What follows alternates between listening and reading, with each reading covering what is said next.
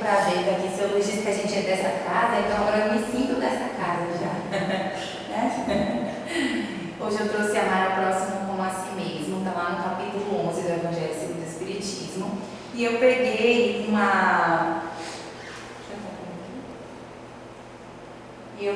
aqui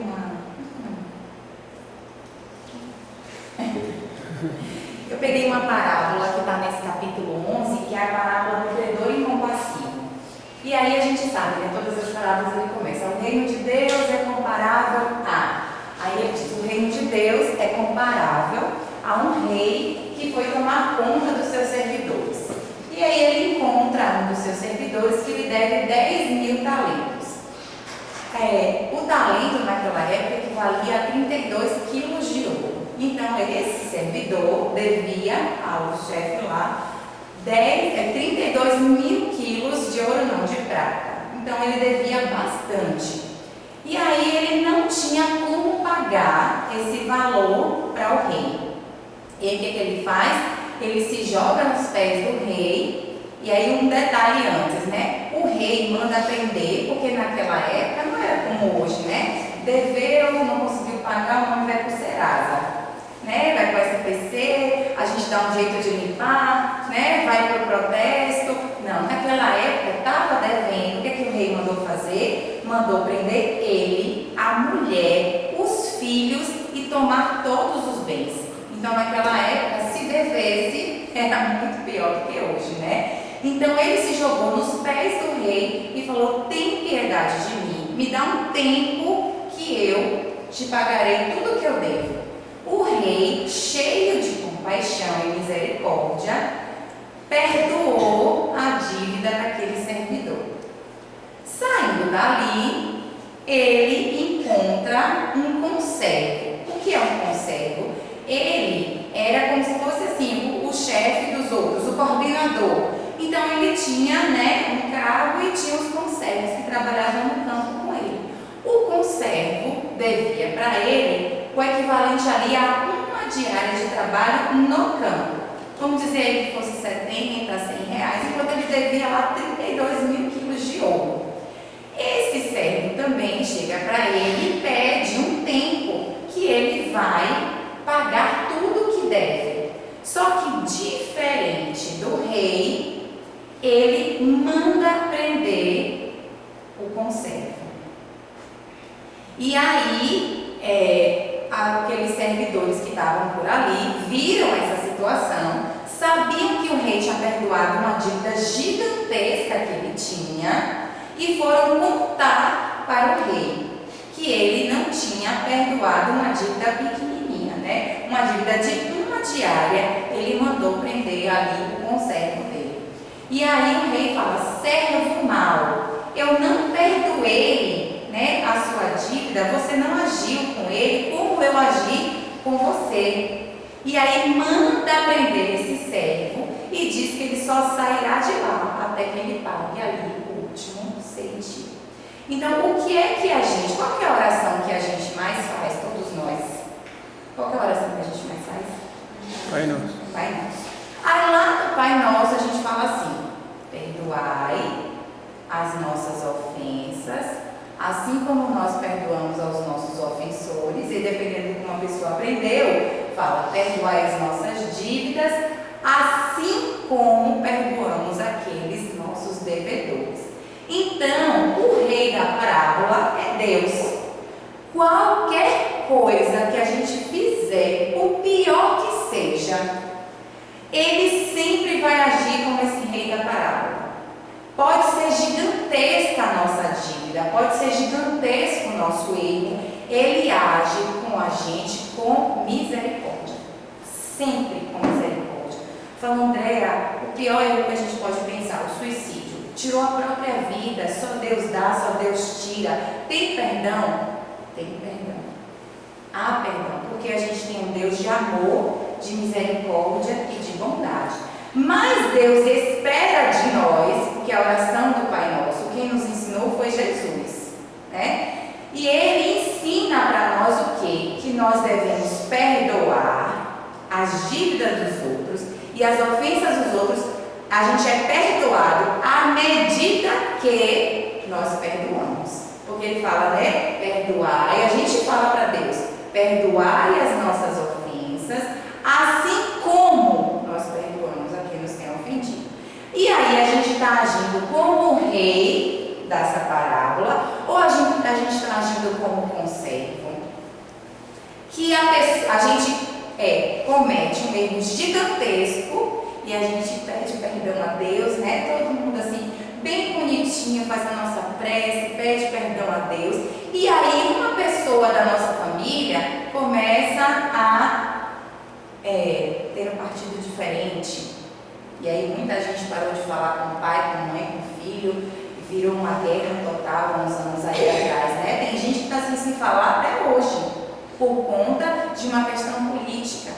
Ou então todo mundo é bonitinho, hoje é domingo, mais tarde a gente se reúne com família, tem um almoço de domingo, todo mundo é lindo, até morrer os pais. Porque aí começa aquela guerra pelos bens. Às vezes a guerra começa antes dos pais morrerem. Imagine esse espírito que a gente tem a consciência, que permanece vivo, como que fica com os filhos se degladiando pelos bens que os pais deixaram? Né? Então, como que a gente está agindo nas nossas vidas? Como que a gente está levando isso, né? Então, uma coisinha que o outro nos faz, vira uma coisona, uma mágoa que eu nunca mais falo, não quero perto de mim, né? Como que a gente está agindo? Como que o rei agiu? O rei agiu com misericórdia. E o conservo, ele agiu como o servo lá, né? Que tinha o conservo, ele agiu com egoísmo.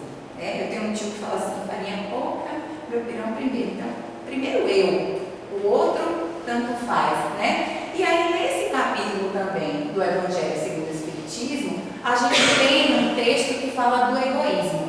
Lá tem dizendo que é do Espírito Emmanuel, esse texto, né? E ele diz que, para quem estuda aqui sabe, né? O egoísmo é a maior chaga da humanidade.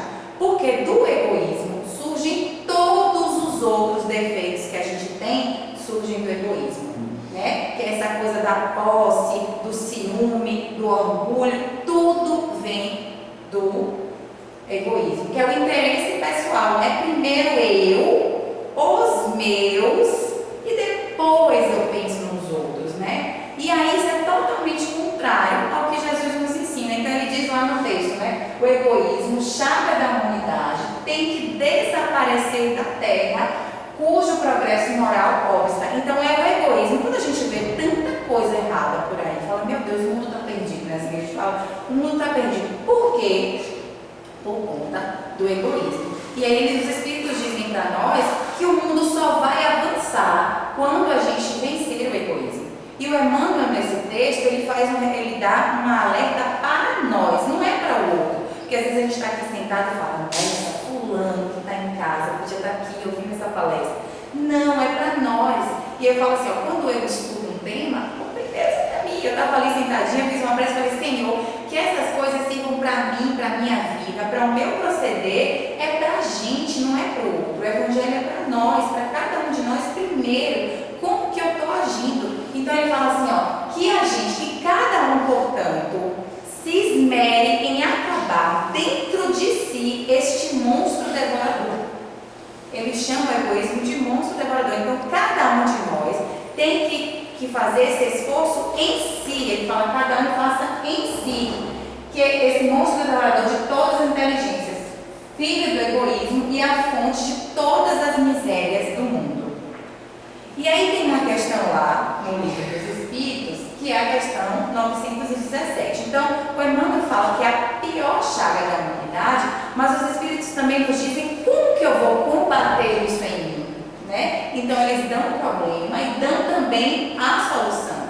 E eles dizem, aí a resposta dos Espíritos é que o egoísmo ele vai diminuir à medida em que a gente colocar a nossa vida moral, a nossa vida espiritual em cima da nossa vida material. Porque eu já disse aqui outras vezes, e a gente tem essa consciência, que toda a nossa vida é pautada no material. A gente cria os nossos filhos, os nossos netos, os nossos bisnetos, pensando em quê? No material. aí a gente quer dar a melhor escola, a gente quer dar o curso de inglês ou de outra língua, a gente põe na natação. Só que muitas vezes o pai, o avô, a mãe não leva para o centro espírita, né? Aqui, dia de domingo, muita gente deve vir e não traz seu filho, não traz seu adolescente, né? E aí acha que, quando ele crescer, ele escolhe. Quando ele crescer, pode ser tarde demais, porque o próprio Evangelho diz que quando, né, eles estavam contando aqui da bebezinha lá de 11 meses, tem 11 meses, e os próprios Espíritos falam, desde o berço, o Espírito mostra as tendências que ele traz, e que nós, pais, devemos nos olhar e tirar as ervas daninhas, principalmente o egoísmo, que está ali. Então, não precisa esperar crescer. Eles mostram, principalmente os de hoje, eles mostram para a gente qual o caráter que eles estão trazendo, né? Quando você vê uma criancinha pequena, algumas dividem brinquedos, outras não dividem. Umas guardam os brinquedos, a outras se encostam nos outros. Tudo isso é característica que eles estão nos mostrando, né? E aí a gente cresce, e isso cresce dentro da gente também. Chega na época da adolescência e fala, Andréa, meu filho mudou completamente, parece outra pessoa. Por quê? Tem uma questão também no Livro dos Espíritos que diz que quando chega na adolescência, o que ele tinha que ser toma conta, né? O Espírito toma conta. Por quê? Porque todas as suas características morais, naquele momento que os pais podiam fazer, na fase da infância, que eles são maleáveis, na adolescência vem com tudo. Então, além das questões fisiológicas, o espírito entra em conflito entre o que ele trouxe de uma outra vida, que ali já se mostra totalmente, com o que os pais ensinaram. E se os pais nada ensinaram, domina o que ele trouxe de outra vida. E aí lá os espíritos dizem, se ele era eminentemente bom, continuará bom. Se era mal, será mal, né? Então por isso que a gente tem que ter esse cuidado de destruir esse monstro devorador na gente e nos nossos, né? Que é o egoísmo.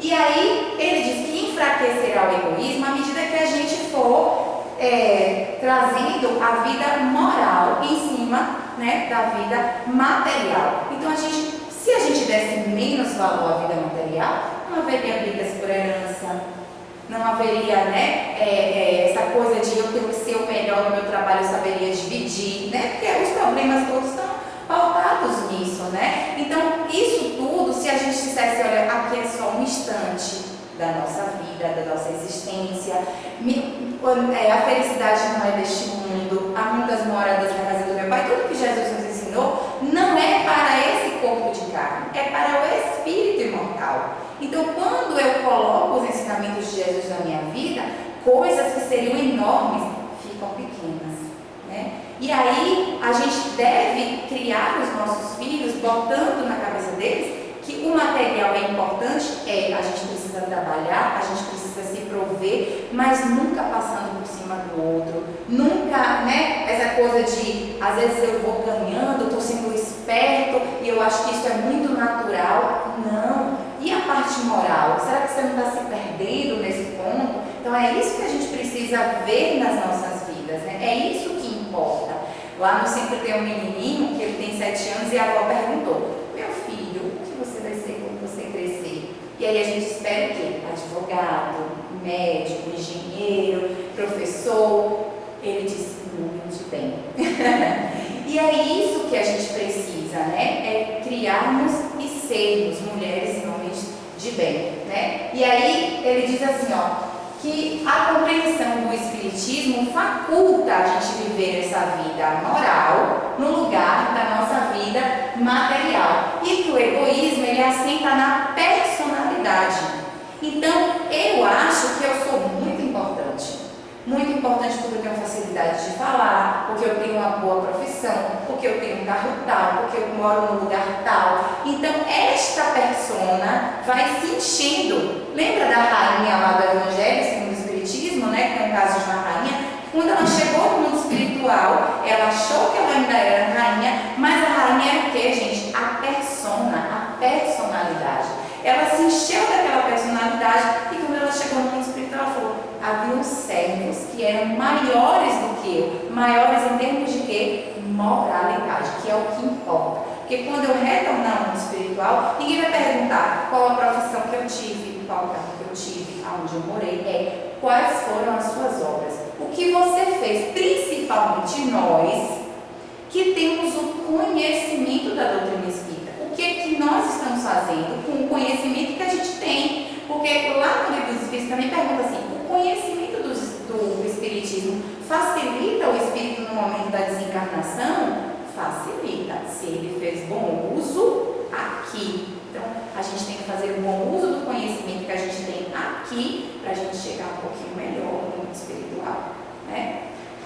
Então, ele fala que com o Espiritismo bem compreendido, esse sentimento da personalidade, ele vai diminuindo, né? Então, a gente precisa lembrar que nós não somos nada. A Covid veio aí uma época para mostrar que a gente não era nada, assim, que rico, pobre, promotor, juiz, médico, todo mundo morreu.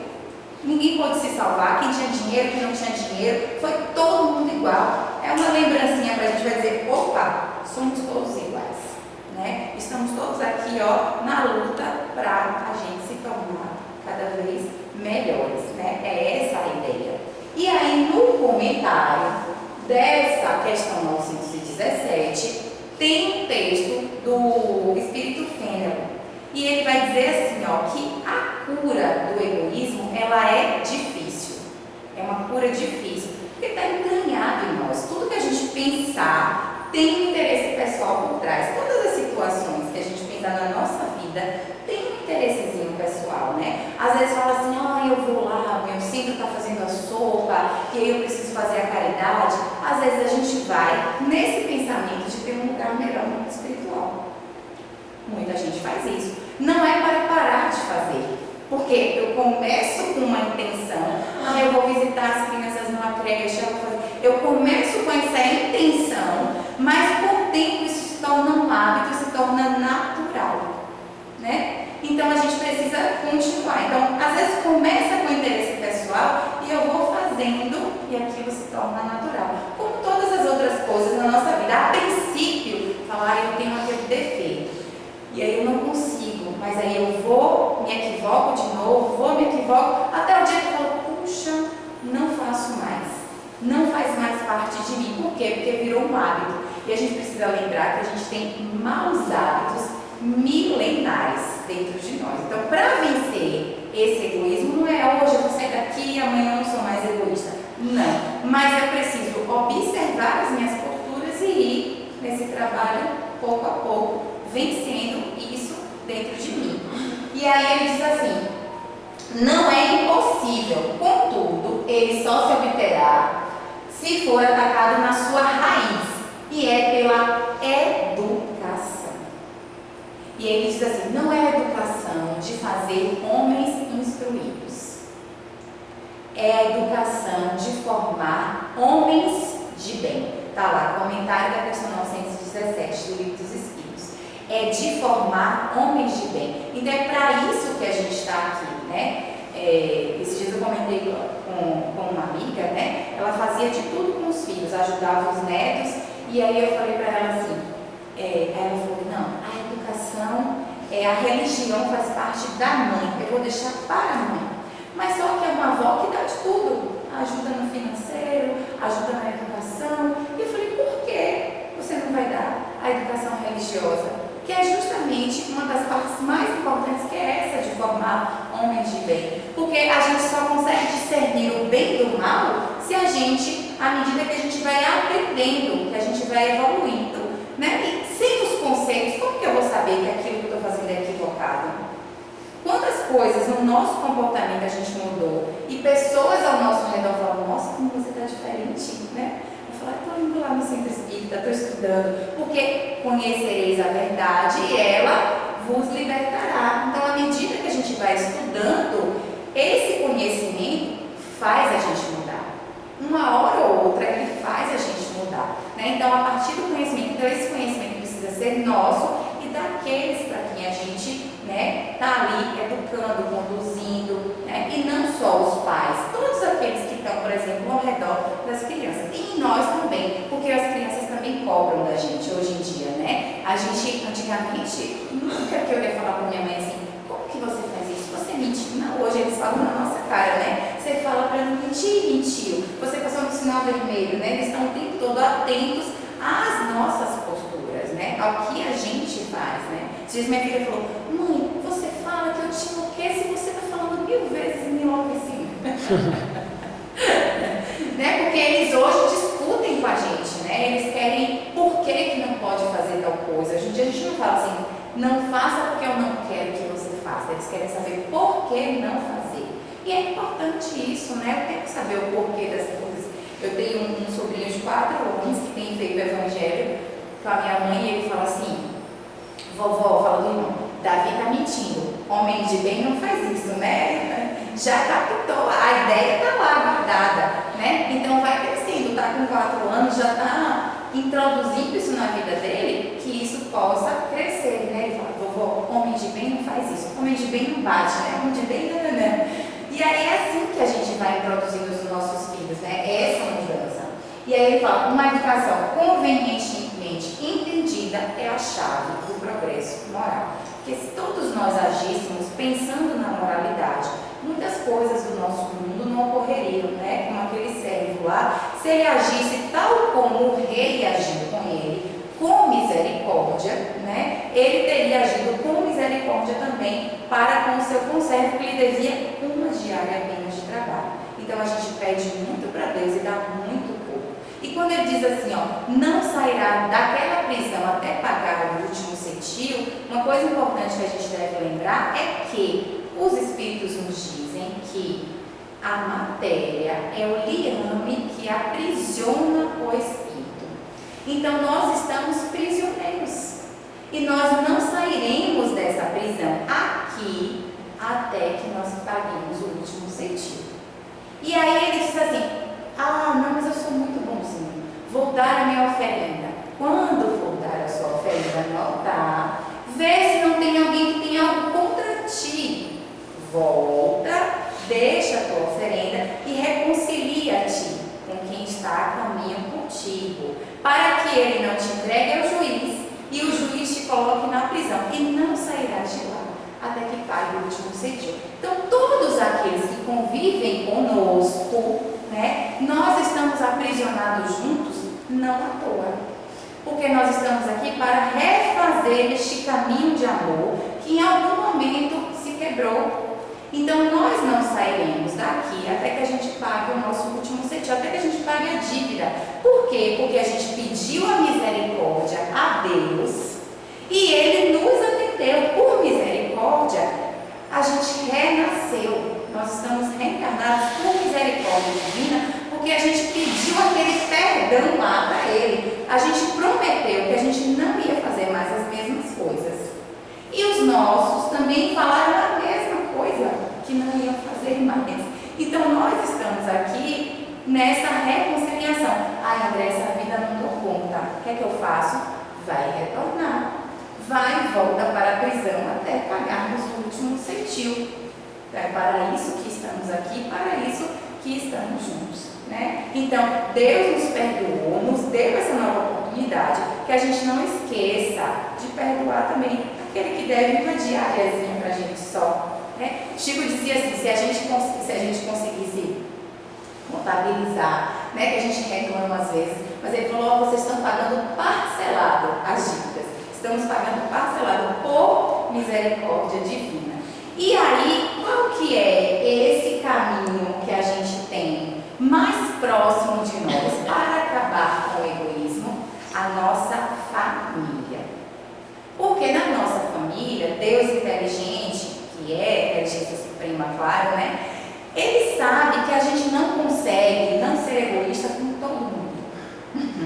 Ele sabe que a gente não consegue amar todo mundo como irmão ainda. Então o que ele faz? Coloca a gente num núcleo menorzinho. Fala, tudo bem, filha, não sabe amar a todos. Você vai amar primeiro esses aqui que convivem com você, que tem o seu sangue, né? A gente tem essa coisa, né, do meu sangue do meu sangue, que tem o meu sobrenome. Então a gente vai amar a esses aqui primeiro. Aí eu às vezes amo minha família, Porque a gente pode até ter um filho difícil, um irmão difícil, e a gente fala assim, eu posso falar. Quando outra pessoa fala daquela pessoa, a gente se chateia, porque já é vencendo o egoísmo, né? Pelo filho, pela mãe, pelo pai, a gente faz coisas que a gente não faria, né? Tem um professor da USP, Clóvis de Barros, ele tem uma palestra que ele conta que a filha dele tinha 4 anos e ela foi acometida de uma síndrome muito grave, acho que é a síndrome de Kawasaki. É um vírus que fica incubado no corpo da criança e se ele desincuba, ele mata a criança. E só dá essa doença de criança de 4 a 6 anos. Então a filha dele passou 2 anos com muitas intercorrências, né? E ele disse que uma certa feita, e angústia, né? Será que vai desincubar? Será que não vai desincubar nesses 2 anos, né? Se ele não desincubar, ele morre e a criança sobrevive, né? Então é uma luta aí durante 2 anos.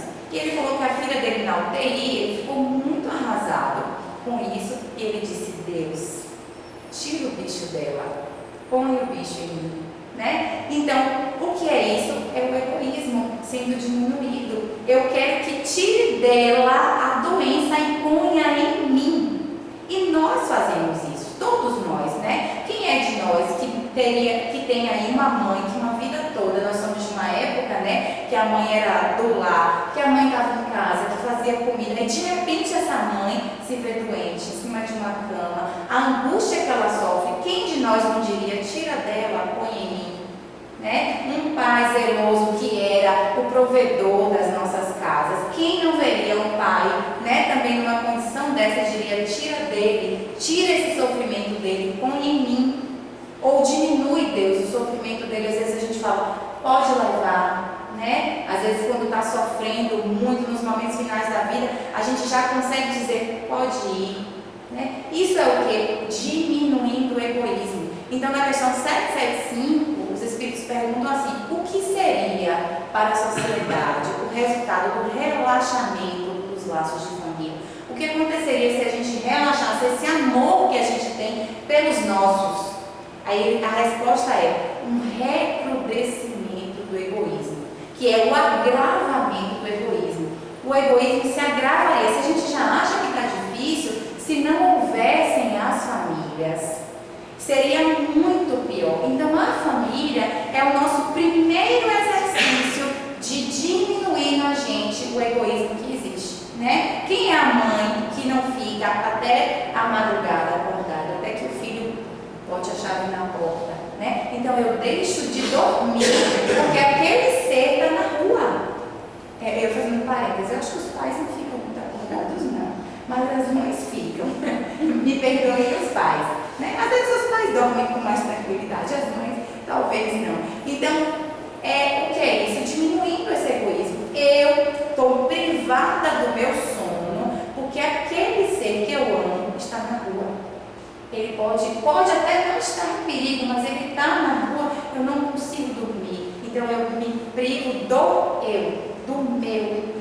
meu sono por aquele. E o que é isso? Diminuir o personalismo. Já não sou eu a pessoa mais importante. A pessoa mais importante é aquele ser. Quantas mães que quando não tinham que comer, deixou de comer para dar ao filho, né? Divaldo conta que na casa dele era muito escassa, né, a comida, e que ele via a mãe dele sempre tomando café, Mas você gosta de café? Não era para acalmar a fome dela, porque não tinha para todos, tinha 10 filhos, então o que tinha era dividido pelos 10 filhos e ela tomava o café para acabar com a fome que ela sentia, né? O que é isso?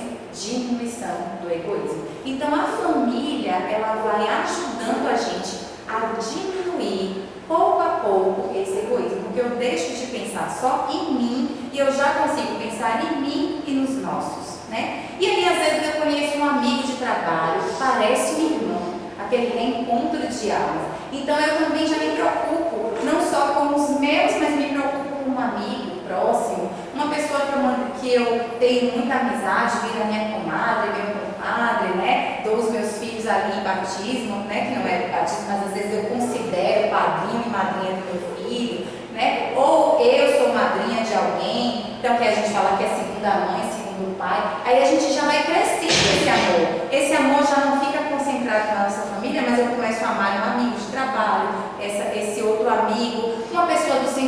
espírita que a gente reencontra e vira uma amizade forte, né, de anos, então eu já vou diminuindo, né? Então Deus, na sua sabedoria, vai fazendo isso com a gente, né? Então a gente tem essa família aqui, uma família espiritual, que é a família do nosso centro espírita que a gente frequenta. Às vezes a gente vive há anos, né? E esses viram os nossos amigos, né? Então a gente vai crescendo isso, né? Então às vezes a pessoa precisa de um rim, eu vou lá e falo, não, eu vou doar, precisa de uma doação de sangue, todo mundo, né, vai junto. Agora esse caso que a gente está vendo também, né, lá do Rio Grande do Sul, muita gente também se colocando à disposição, fazendo doações. Isso é uma diminuição do egoísmo, né? Porque eu não penso assim, o meu estado está tudo bem, eu não vou fazer nada, não. Você vê que numa grande comoção como essa, a gente vê muita gente se movendo para ajudar, muita gente indo até lá ajudar, muita gente deixando a sua própria vida para ir lá. Isso é a diminuição do egoísmo. É assim que a gente vai vencer um momento ou outro, né? Essa situação que a gente vive na Terra, né? E aí, só que Joana de Ângeles fala assim, por exemplo, esse amor que eu tenho pelo meu filho, pelo meu marido, pela minha esposa, pelo meu colega de trabalho, pelo meu colega do centro espírita, eu tenho por aqueles que eu gosto, né? Então ela vai dizer que esse amor, tá lá no livro Amor Imbatível, Amor da Joana de Ângeles, ela vai falar assim, que esse amor ainda não é o amor ideal. E ela fala, tem aquele amor infantil, né? Que é aquele amor do caráter possessivo, que é o amor que a gente infelizmente vê que mata, né? É meu, é minha, né? Os feminicídios que a gente vê por aí, é este amor infantil. É o amor que tem o ciúme, que tem a posse e que o outro não pode dizer não quero você, né? Não quero conviver mais com você, que aí a pessoa vai e mata sob um falso amor. Então a Joana de Ângeles diz que esse amor é o amor infantil, que a característica desse amor é a posse. E aí ela vai dizer pra gente assim, não existe isso, a gente precisa acabar com esse personalismo de meu filho, meu marido. Não, nós estamos. É difícil, mas nós estamos. Nós recebemos um Espírito para a gente conduzir, né, os nossos filhos, os nossos netos. Nós recebemos para conduzir, mas eles não são nossos filhos. É um Espírito, é uma individualidade, né? Cada um, a gente está reunido, mas o nosso crescimento é individual, né? Os nossos aprendizados são individuais. A gente vai conduzir, mas eles não são nós, então a gente não pode ter esse sentimento de posse, né? A gente viu lá no caso de André Luiz, né, no nosso lar, que ele tinha esse sentimento de posse ainda pela esposa dele, né? E aí ele, quando ele foi resgatado, ficou um tempo em nosso lar, e aí ele quis ir ver a esposa. E Clarice dizer, ele aguarda um pouco, né? Vai mais devagar, por quê? Porque ele ainda tinha esse amor posse. E a gente também tem esse amor do meu filho, minha esposa, minha casa, minhas coisas. E quando ele foi, que a esposa tinha um novo marido, ele se desequilibrou a tal ponto que retorna lá para umbral, né? Então ele não estava preparado ainda para isso. Então a gente tem que ir desapegando. Estamos juntos, né? Estamos juntos, mas nós não somos isso. Então, voltou para o mundo, Marcelo brinca comigo, fala, voltou para o mundo espiritual, me esquece, fala até que a morte nos separa. Mas é uma brincadeira, mas que tem todo fundo de razão. E se um for antes do que o outro, né? A gente, claro que a gente tem os laços afetivos, os nossos amigos espíritas que conviveram com a gente em outras encarnações, o laço de amor não se quebra, mas a gente não tem esse personalismo de dizer é meu. Porque o nosso filho pode reencarnar filho de outra pessoa. Porque ele precisa de um outro vínculo familiar. Ele pode reencarnar não como meu filho, mas numa outra posição na minha própria família, né? Então a gente não pode guardar esses personalismos que fazem parte do nosso egoísmo. Não estou dizendo que é fácil, mas estou dizendo que é necessário que a gente comece a pensar assim. E aí ela diz, o amor juvenil é esse amor da insegurança, que é esse amor nosso com o nosso filho. Eu amo se eu te amo, se você me ama, né? Aqueles casais que se amam e quando se separam querem se matar, querem tirar tudo do outro, né? Falam assim, casamento é bom, você só conhece a pessoa quando se separa. Que é esse amor insegurança, que é esse amor condicional. Eu só te amo se e somente se você me amar. Eu só te faço bem se e somente se você me fizer bem. E às vezes os casais separam e esquecem do ser que eles estão conduzindo.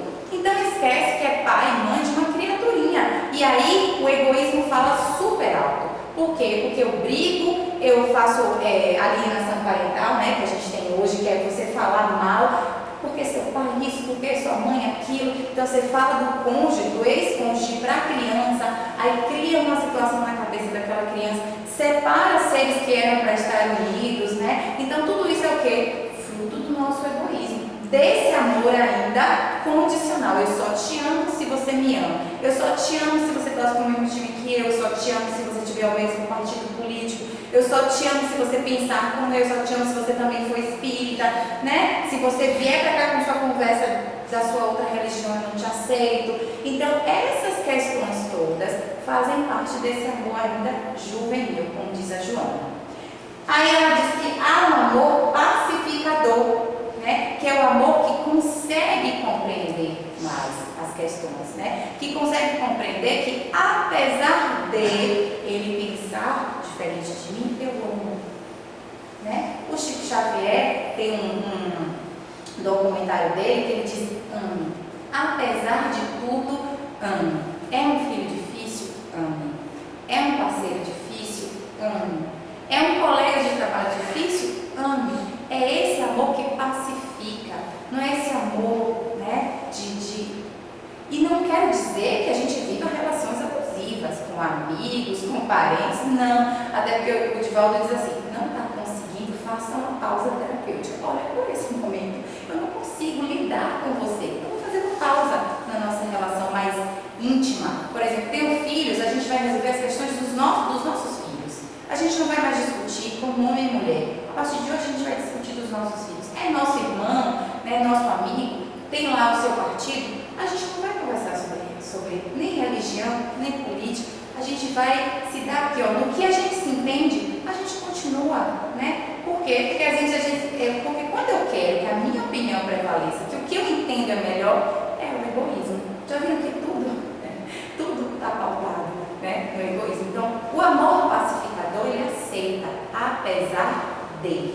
E aí ela diz que qual é o amor ideal? É o amor de Jesus. Ele fala: o clímax do amor se encontra naquele sentimento que Jesus ofereceu à humanidade e prossegue doando na sua condição de amante não amado. Por quê? Porque Jesus já antes sabia que Pedro o trairia, ou que Judas o trairia, que Pedro negaria ele. E no momento final, todos o abandonaram. Ficou só João e a mãe dele. Nós criaríamos aí uma querela para muitas encarnações, né? Como assim que no momento final todo mundo me abandonou? Mas Jesus disse o quê? Pai, perdoa-os. Eles não sabem o que fazem. E Pedro, 3 vezes Pedro negou, 3 vezes ele perguntou: Pedro, tu me amas? E Pedro respondeu que sim.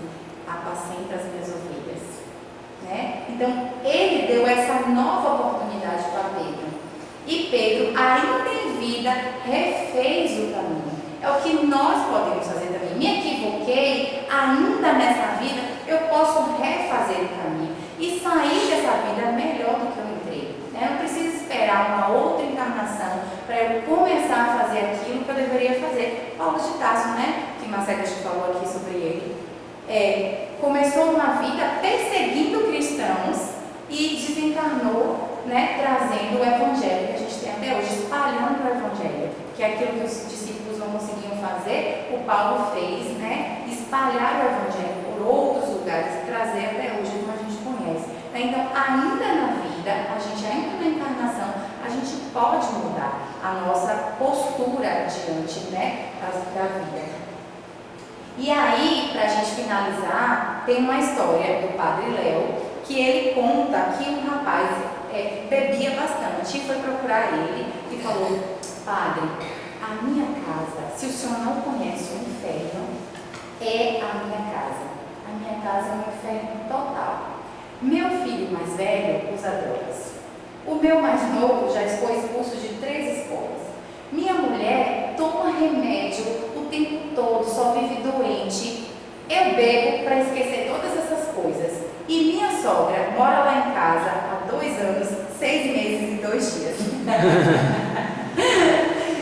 Aí ele falou, é o completo inferno na minha casa. O senhor ora por mim, igual a gente, né? Eu falei, vou lá naquele centro, na casa do caminho, que a oração lá é forte. O passe lá é forte. Ele falou, você ora por mim? E aí o padre disse, claro que eu oro. Botou a mão na cabeça dele e falou, filho, estou tendo uma visão. Falou, o que, padre? Jesus mora na sua casa. Ele falou, padre, o senhor esqueceu que eu disse ao senhor que a minha casa é um inferno? Ele falou, filho, Jesus, estou vendo aqui que Jesus mora na sua casa. E aí ele foi embora com essa informação. Chegou em casa, fez uma reunião com a família e falou, o padre disse que Jesus é um de nós. Aí o filho mais novo falou, pai, será que é a avó? Ele falou, essa velha desgraçada não é ela não. Aí ela falou, você que não é, né? Já ali nas farpas. E aí eles começaram a pensar quem seria Jesus entre eles. No outro dia de manhã, ele falou, vai que Jesus é minha sogra, eu preciso começar a tratar ele melhor. Eu preciso tratar bem Jesus. Prepara o café da manhã para essa sogra, bem caprichada, e vai levar no quarto. Bate na porta e a sogra fala, se assusta, né, com o café, falou, bebe você primeiro, não confio. E aí a sogra bebe o café e tudo fica bem. E aí ele vai fazendo isso mais vezes. E aí o filho fala, será que é a mãe? A gente nunca agradeceu a mãe pela comida que ela faz, pela roupa nossa que ela lava, pela casa que ela arruma, pela nossa comida. A gente nunca agradeceu a mãe. Será, pai, que a mãe vive doente, é de desgosto por essas coisas? Vamos tratar melhor a mãe. E começou a tratar melhor a mulher. E eles dois, o casal ali conversando, falou, por que os nossos filhos estão desse jeito, né? E ela falou, nunca mais você teve um tempo. Você só vive no bar bebendo. Nunca mais você teve um tempo para os nossos filhos, né? Nunca mais você jogou um futebol ou saiu com eles. Então o pai começa a sair com esses filhos, né? E a cuidar mais desses filhos. E aí, com relação ao pai, também a família toda começa a tratar esse pai melhor. Falou, por que será, né? O pai é tão zeloso, começou a beber de desgosto. E aí fala que eles tinham muitas dívidas. Mas com o dinheiro que o mais velho parou de usar drogas, o pai parou de beber, a mãe parou de comprar remédio e a sogra começou a ajudar com a aposentadoria dela na casa, eles começaram a pagar as dívidas mais emergentes ali e a família foi se ajustando. Um domingo, estava a família toda sentada na frente da igreja. E aí o padre, quando acaba a missa, chama eles e fala, que felicidade, vocês descobriram o segredo. E aí ele fala, qual que é o segredo, padre? Quando cada um de nós olhar o outro da sua família, um olhar de Jesus, a gente vai amar ao próximo como a si mesmo. E aí, no Espírito Verdade faz um alerta para nós, espíritas, amai-vos, eis o primeiro ensinamento, instruí-vos, eis o segundo, porque não adianta a gente ter a letra na boca e não trazer para o coração. Muito obrigada, gente.